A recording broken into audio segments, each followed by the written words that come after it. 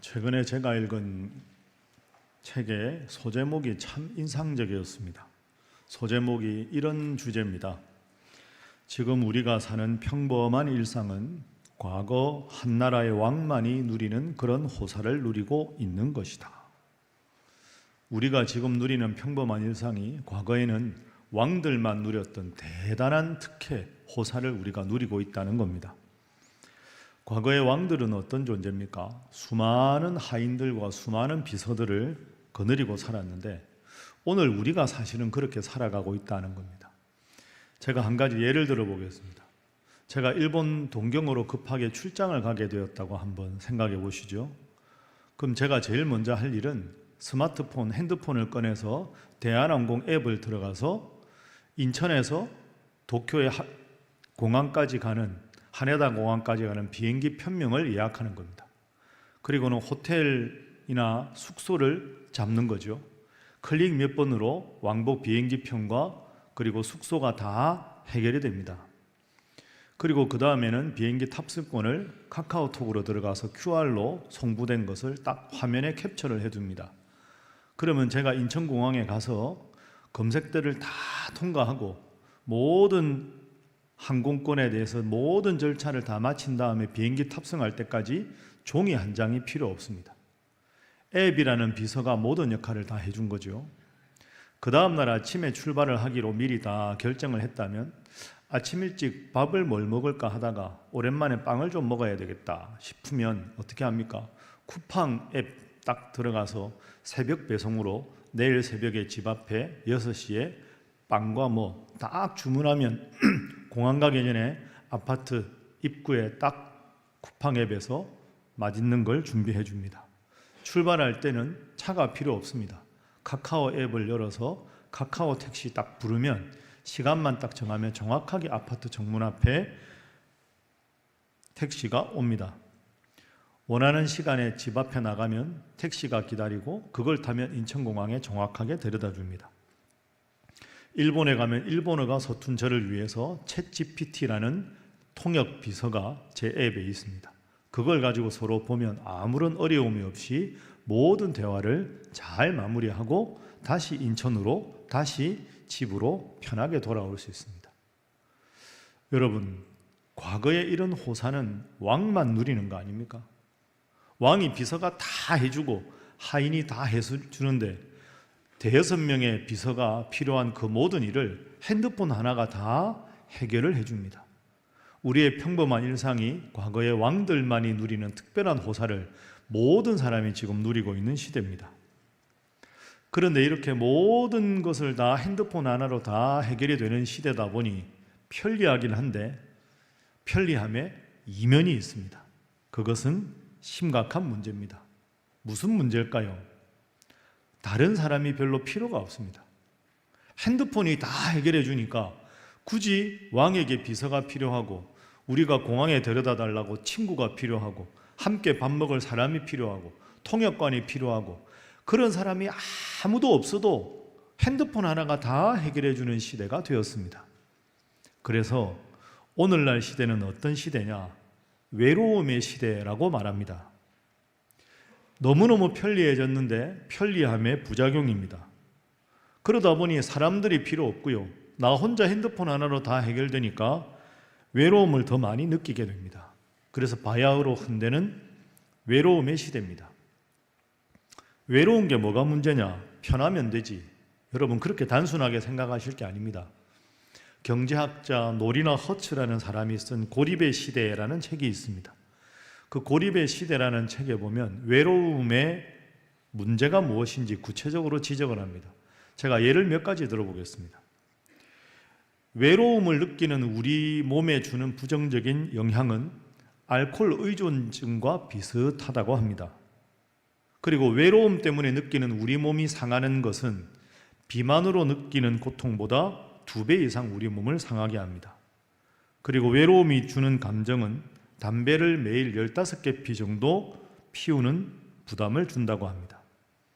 평소에 외로움을 느끼는 사람은 그렇지 않은 사람보다 관상동맥 질환에 걸릴 확률은 29%가 높고 뇌졸중에 걸릴 확률은 32%가 높고 심지어 치매에 걸릴 확률은 64%가 더 높다고 합니다. 물론 압니다, 여러분. 저나 여러분이나 때로는 좀 조용하게 혼자 있고 싶을 때도 있고, 좀 혼자 있을 때 편안하기도 하고, 좀 이렇게 느슨해지기도 하는 그런 시간이 필요합니다. 그게 필요 없다는 게 아니고요. 그게 필요하지만 근본적으로 사람이라는 존재는 관계 속에서 함께 부대끼며 살아가는 것이 자연스럽다는 뜻입니다. 그런데 점점 다른 사람이 필요 없다 보니까 어색한 자리는 피하고, 직접 만날 수 있는 이야기는 문자로만 다 하고, 핸드폰으로 다 하다 보니까 이런 문화가 점점 익숙해집니다. 여러분 들으셨죠? 선진국 중에 하나인 영국에는 교육부, 재정부, 문화부 이런 부서 중에 정부에 공식적으로 외로움부라는 게 있습니다. 외로움부 장관이 이 외로움의 문제를 사회적인 병폐로 해석해서 이걸 어떻게 해결할까를 심각하게 고민하고 있습니다. 그만큼 외로움이 심각하다는 거죠. 제가 한번 외로움에 대해서 정리를 해봤습니다. 외로움이 주는 부정적인 영향이 제일 큰 게 뭘까요? 혼자 있으니까 편하고 좋다 이러다가 인생에 큰 어려움이 있거나 너무너무 답답하거나 너무너무 고립감이 들 때 내 옆에 누구와 실컷 내 이야기를 좀 들어주고 싶은 사람이 있으면 좋겠다. 내 답답한 속을 누구한테 좀 말을 좀 실컷 하면 마음이 편해지겠다. 그런 순간이 누구나 찾아오는데, 그런 순간에 내 옆에 누가 없으면 정말 그때가 힘들다는 거죠. 그럼 우리나라에서 지금 얼마나 사람들이 외롭게 살고 있나? 제가 통계를 보니까요, 2022년 3년 전의 통계로 1인 가구 들어보셨죠? 한 명 사는 1인 가구가 2022년 통계로 우리나라 전체 가구 중에 33.4%입니다. 안 놀라십니까? 엄청나지 않습니까? 33.4%가 1인 가구입니다. 과거에는 보면 아들, 딸 놓고 이렇게 살잖아요. 옛날에 우리나라의 가장 이상적인 가족 수가 5명일 때가 있었거든요. 2022년에 5인 가족이 함께 한 집에 사는 사람, 가족의 숫자 3.3%입니다. 1인 가구는 33.4%, 5인 가구는 3.3%.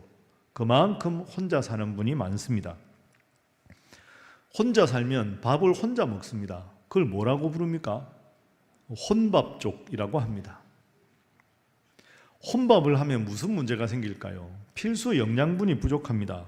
실제로 혼밥을 오래 하시는 분들을 조사를 해보니까 그렇지 않고 여러분이 사시는 가족들에 비해서 필수 영양소가 75% 이하로 영양 부족 상태에 빠지기가 쉽다는 거죠.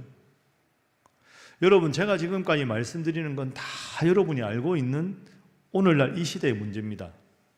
제가 왜 이런 말씀을 드리느냐? 오늘 우리가 이 앞에 보면 성찬식을 합니다. 성찬식은 함께 나누는 식사 아닙니까? 그럼 이런 외로움의 시대에, 이런 혼밥의 시대에 우리가 이렇게 하는 성찬식은 과연 어떤 의미가 있는가? 성경은 외로움의 시대에 대해서, 혼밥의 시대에 대해서 어떤 가르침을 주고 있는가? 오늘은 이 질문에 대해서 한번 말씀을 중심으로 살펴보도록 하겠습니다. 함께 먹는 식사가 왜 중요한가? 예수님의 경우와 바울의 경우로 한번 나누어 보죠. 자, 먼저 예수님의 가르침입니다.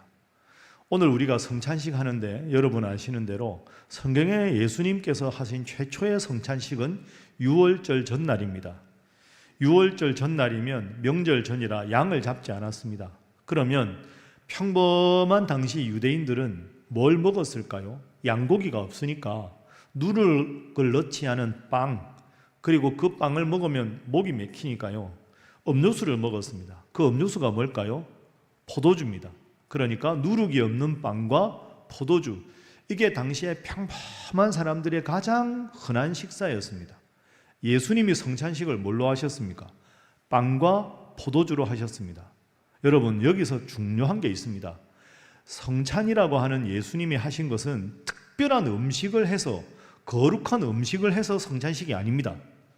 평상시하고 똑같은 식사를 하신 겁니다. 그럼 왜 성찬이냐?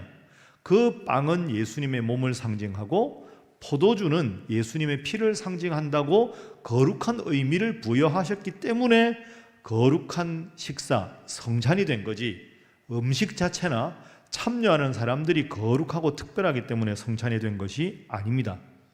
그 예수님의 성찬식은 늘 먹는 빵과 포도주를 가지고 성찬식을 하신 겁니다. 그 예수님은 일상에서 늘 하는 식사를 매우 중요하게 생각하셨습니다. 그래서 예수님이 얼마나 함께 먹는 식사를 중요하게 여겼는가, 제가 설교 준비하면서 쭉 말씀을 한번 찾아봤습니다. 그리고 책을 봤는데요, 예수님이 식사 사건이 제일 많이 나오는 게 복음서 중에서도 누가복음입니다. 누가복음에 예수님이 얼마나 사람들과 식사를 자주 많이 하셨는지 제가 표를 한번 만들어 봤습니다. 화면 한번 보십시오. 저게 다 식사하신 겁니다. 5장 레위의 집에서 세리와 죄인들과 함께 식사, 혼자 한 게 아닙니다. 함께 식사. 7장에서도 시몬의 집에서 식사 도중에 기름 부음을 받으시고, 9장에는 5,000명을 먹인 사건, 11장 베다니 마리아와 마르다 집에서 함께 식사, 14장 식사 중에 정죄하시고, 19장 삭개오 집에서 식사하시고, 22장 최후의 만찬을 하시고, 24장 부활하신 다음에도 식사하시고, 엠마오로 가는 제자들과도 함께 생선을 드시면서 식사를 하셨습니다. 여러분 어떻습니까?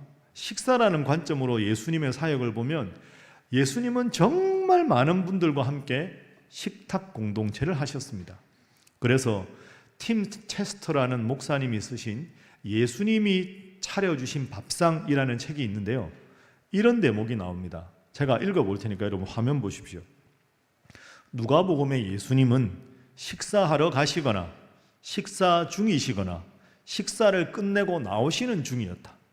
그러니까 예수님은 온통 모든 일을 식사하러 가시다가 식사 중에 식사 끝내고 하셨다, 이렇게 말합니다. 참 좋은 표현이라고 생각합니다.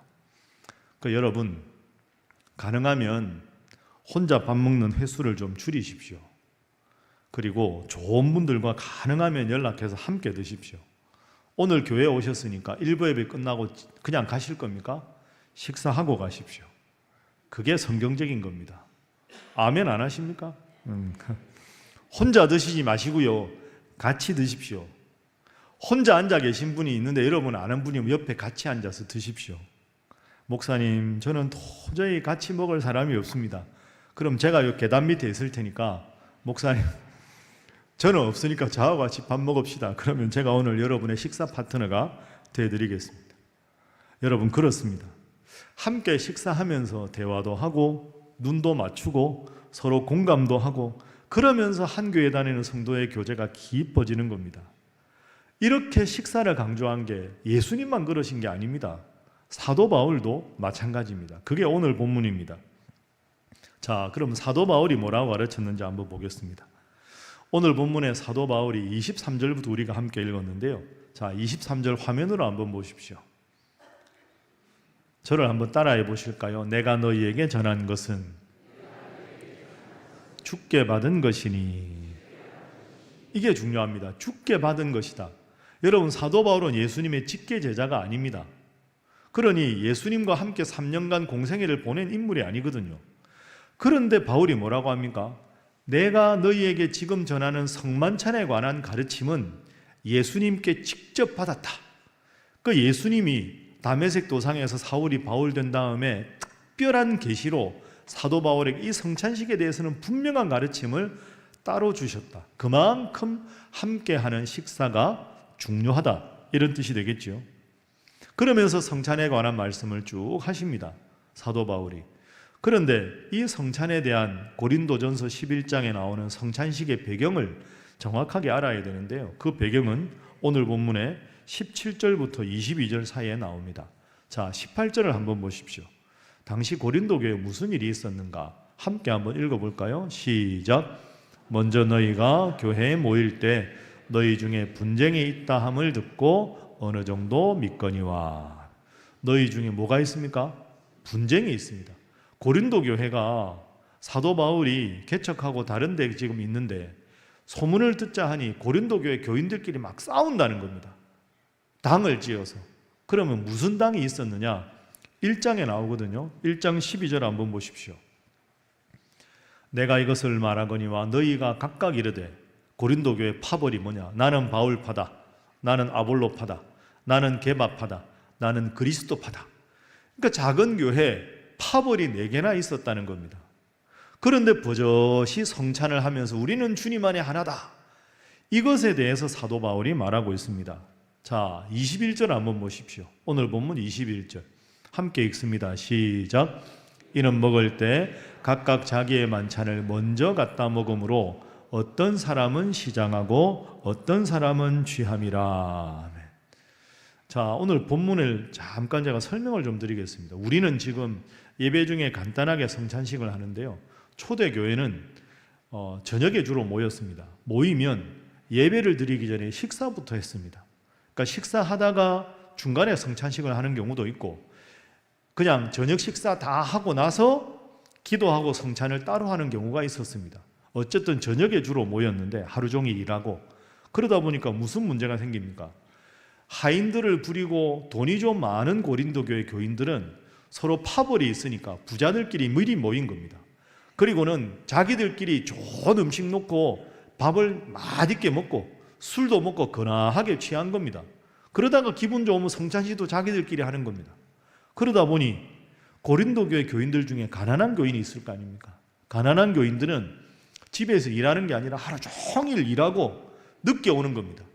그러면 늦게 와서 저녁에 말씀 드리러 왔는데 배가 고픈데 부자 교인들끼리 밥 다 먹고 술도 먹고 다 치우고 거나하게 그렇게 있으니 이 사람들은 와서, 아니 우리도 말씀 들으러 왔는데 부자들은 먼저 다 먹고 치워버렸네, 우리는 어떡하나, 이러면서 부자와 가난한들 사이에 갈등이 심해진 겁니다. 바울파, 아볼로파, 게바파, 그리스도파, 거기다가 부자들과 가난한 사람, 이런 파벌이 있으면서 늘 성찬식을 하면서 우리는 주님 안에 하나입니다, 우리는 주님 안에 한 가족입니다, 이렇게 생각하고 살아가는 믿음 생활하는 것이 고린도 교회였습니다. 바울이 단정적으로 말합니다. 22절 한번 보십시오. 화면 보십시오. 너희가 먹고 마실 집이 없느냐? 너희가 하나님의 교회를 업신여기고 빈궁한 자들을 부끄럽게 하느냐? 기다렸다가 다 함께 성찬식하고 함께 음식을 나누어야지. 부자들끼리 먼저 밥 먹고 자기들끼리 성찬식하고, 그럼 가난한 사람들 말씀 들으러 와서 얼마나 부끄럽겠냐? 왜 너희들은 교회를 업신여기느냐? 이렇게 말합니다. 그러니 여러분 어떻습니까? 고린도 교회 당시의 성찬식은 하나됨의 자리가 아니라 분열의 자리였습니다. 이걸 꾸짖고 있는 것이 사도 바울입니다. 그래서 이제 마지막 3번째 주제입니다. 오늘 우리가 본문을 읽으면서 성만찬을 하면서 이 고린도 교회에 준 사도 바울의 가르침의 핵심입니다. 한번 따라해 보시죠. 서로 사랑하라. 서로 사랑하라. 그러니 성찬식 할 때는 서로 사랑하라. 바울파, 아볼로파, 게바파, 그리스도파 다 있더라도 주여 용서하소서 하고 이제 파벌하지 말고 하나가 되어라. 돈 많은 사람, 돈 없는 사람, 그거 먼저 먹고 나중 먹고 하지 말고 함께 먹어라. 성찬도 함께 해라. 그래야 주님께서 기뻐하신다. 이게 성찬의 가르침입니다. 여러분, 우리가 이 떡을 나눌 때마다 뭐라고 합니까? 이것은 주님의 몸입니다. 포도주를 나눌 때마다 이것은 주님의 피입니다. 이것을 함께 먹는다는 건 우리 모두는 한 가족이라는 뜻입니다. 그래서 오늘 본문 말씀 우리가 잘 아는 대로 이 떡은 예수님의 몸이지요. 또 하나 중요한 의미가 있습니다. 에베소서 1장 23절 한번 화면 보십시오. 함께 한번 읽어봅니다. 시작. 교회는 그의 몸이니 만물 안에서 만물을 충만하게 하시는 이의 충만함이니라. 아멘. 한번 따라해 보실까요? 교회는 예수님의 몸이다. 여러분 믿습니까? 그러니까 우리가 좀 이따가 나눌 떡도 주님의 몸이고, 주님의 몸은 이 떡만이 아니라 교회도 주님의 몸이다. 그럼 우리가 다 한 몸이신 주님의 교회를 지탱하는 손과 발, 눈과 다리 다 지체는 달라도 한 몸 아닙니까? 그러니까 여러분, 성찬식은 불편한 마음에서 하는 게 아닙니다. 성찬하기 전에 여러분들끼리 불편한 관계에서 화해하셔야 됩니다. 그리고 성찬을 나누고 난 다음에 환하게 서로 웃어야지. 교회 들어올 때 불편한 마음, 성찬 끝나고 불편한 마음 그대로 가는 것은 결코 주님께서 원하시는 성찬의 가르침이 아닙니다. 성찬은 분열이 아니라 하나됨이다. 이걸 꼭 기억하십시오. 그래서 우리가 한 떡을 떼고 한 잔을 마시는 것은 우리 모두가 한 가족이다, 한 공동체다 하는 뜻입니다. 그래서 우리 신일교회가 예배 드릴 때마다, 특별히 성찬을 할 때마다 여러분들이 서로를 향한 사랑이 더 많아지고 교회를 향한 헌신의 마음이 더 많아져서 주님 안에 우리 온 성도가 하나라는 걸 확인하는 귀한 성찬이 될 수 있기를 주님 이름으로 축복합니다. 옆에 분들과 인사 한번 하겠습니다. 웃으면서 하셔야 합니다. 옆에 분들과 인사합니다. 우리는 주님 안에 하나입니다. 한 번 더 할까요? 우리는 다 한 가족입니다. 수민 씨는 28살의 청년입니다. 직장을 다니느라 정신없는 평일 속에서도 주일 교회는 그녀에게 유일한 안식처였습니다. 하지만 아이러니하게도 교회는 가장 큰 외로움을 느끼는 곳이기도 했습니다. 28살 청년 수민 씨는 예배가 끝나면 모두가 자연스레 소그룹이나 가족끼리 모여 식사를 하거나 대화를 나누었는데 수민 씨는 애써 미소를 지으며 몇 마디 나누었지만 돌아서면 홀로 남겨진 듯한 공허함을 느꼈습니다. 교회는 사랑의 공동체라고 하는데 내 몫의 사랑은 어디 있는 걸까? 그녀는 주보를 말아준 채 늘 교회 구석의 빈 의자에 앉아 있다가 조용히 집으로 돌아가곤 했습니다. 그날은 성찬식이 있는 주일이었습니다. 수민 씨도 쟁반 위에 있는 떡 하나를 집어들었습니다. 우리를 위해 찢기신 예수님의 몸. 수민 씨는 그 떡을 입에 넣고 씁쓸하게 생각했습니다. 이 떡은 예수님과 나 오직 둘만을 연결하는 것 같아. 이 많은 교인들 중에 나만 혼자 외딴 산처럼 성찬에 참여하는 기분이야. 바로 그때 그녀의 눈이 문득 곁에 앉아 계시던 김 권사님에게 닿았습니다. 김 권사님은 몇 년 전 남편을 먼저 떠나보내고 홀로 지내는 분이었습니다. 늘 웃는 얼굴이었지만 수민 씨는 권사님의 눈가에 드리운 깊은 그림자를 어렴풋이 알고 있었습니다. 김 권사님은 손에 들고 있던 작은 떡 조각을 바라보았습니다. 그리고 아주 천천히 마치 그것이 세상의 전부인 양 떨리는 손으로 조심스럽게 입에 넣으셨습니다. 떡이 목을 넘어가는 순간 권사님의 눈에서 굵은 눈물 한 방울이 뺨을 타고 흘러내렸습니다. 수민 씨는 그 모습을 보는 순간 멈칫했습니다. 그 눈물은 그녀의 외로움과 똑같은 고독이었습니다. 한 사람은 젊은 나이에 혼자라는 고독, 다른 한 사람은 평생을 함께한 짝을 잃은 고독, 두 개의 다른 고독이었지만 그 순간 그들은 같은 찢기신 몸을 먹고 있었다는 사실 앞에서 하나가 되었습니다. 수민 씨는 자신도 모르게 권사님에게 조금 더 다가가 잔을 받고 고개를 숙인 권사님의 손을 꼭 잡았습니다.